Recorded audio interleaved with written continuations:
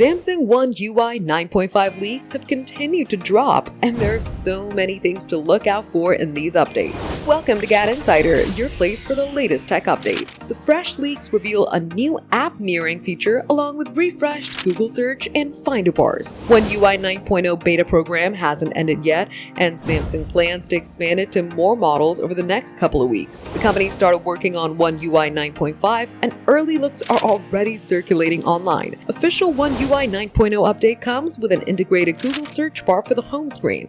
It's almost similar to the Pixel Launcher app, and it can be disabled as well. One UI 9.5 appears to be expanding into more Galaxy devices. Now comes the Samsung Finder, which has adopted a Google search-inspired full-size bar. The appearance has been polished to offer an even better user experience, and it incorporates the Google search bar as well, which you can fully personalize, by the way. App mirroring is also being added as part of expanding the Samsung ecosystem experience. The feature description suggests Galaxy users will be able to wirelessly access their phone's apps and notifications on their Windows laptop. However, there's a requirement to log in with the same Samsung account.